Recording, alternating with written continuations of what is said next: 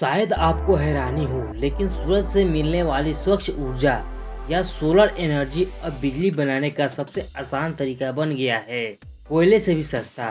फिर भी दुनिया के सिर्फ 3% बिजली ही सौर ऊर्जा से बनाई जा रही है।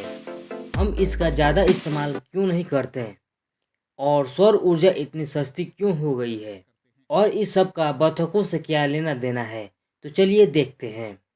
सबसे पहले देखते हैं सोलर एनर्जी का दाम कितने कम हुआ है।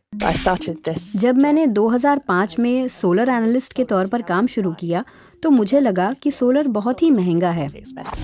Jenny Chase solar energy expert हैं। पहले आप एक सोलर पैनल के लिए प्रति वाट 3 से 4 डॉलर चुकाते थे, लेकिन अब केवल 20 से 22 सेंट देने पड़ते हैं। ये सब बीते 15 साल में हुआ है। थोड़ा और पीछे जाएंगे तो दामों में और काफ़ी गिरावट देखने को मिलेगा। लेकिन ये सब हुआ कैसे? कहानी लंबी है पर अविश्वसनीय। ग्रेगरी नेमेत ने इस बारे में एक किताब भी लिखी है।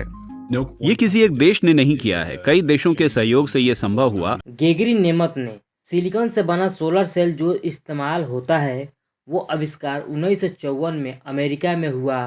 तब सोलर का उपयोग अंतरिक्ष उद्योग में हुआ करता था। जर्मनी ने बाजार तैयार किया। जर्मनी ने 2000 में अक्षय ऊर्जा को बढ़ावा देने के लिए एक कानून पारित किया।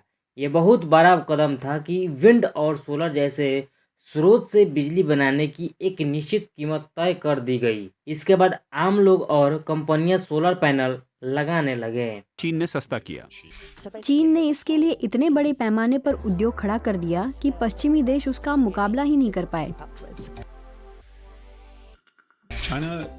चीन 20 साल पहले सोलर एनर्जी के क्षेत्र में कहीं नहीं था और आज वो सोलर पैनलों का सबसे बड़ा निर्माता है। दुनिया के 70% सोलर पैनल चीन में ही बन रहे हैं। इस तरह सौर ऊर्जा पर लागत कम हुई और यह फायदे का सौदा साबित हो रहा है। सोलर इतना ही अच्छा है तो इसी से हम सारी बिजली क्यों नहीं बनाते? प्रदूषण फैलाने वाले पावर प्लांटों को बंद क्यों नहीं कर देते? देखिए, सोलर एनर्जी के साथ तो एक बड़ी समस्या है। ये तभी काम करती है जब सूरज निकलता है। जब बादल छाए हो या अंधेरा हो तो कितना भी अच्छा सोलर सेल हो वो काम नहीं आते। यही बड़ी समस्या है क्योंकि तभी तो हमें ज़्यादा बिजली की सबसे ज़्यादा ज़रूरत पड़ती है। तो चलिए देखते हैं कि हम ऊर्जा का इस्तेमाल कैसे करते हैं। सुबह उठकर जब हम तैयार होते हैं तो हमें बिजली की ज़रूरत पड़ती है। डक कर्व से हम लोग ऊर्जा की खपत को समझने की कोशिश करते हैं। सुबह सुबह बहुत अधिक ऊर्जा चाहिए, फिर ऊर्जा की खपत कम हो जाती है। शाम में फिर से ऊर्जा की खपत बढ़ जाती है और रात में फिर से ऊर्जा की खपत घट जाती है। इससे आप समझ गए होंगे कि इसको डक कर्व चार्ट क्यों कहते हैं। सौर ऊर्जा का आगे भविष्य क्या है?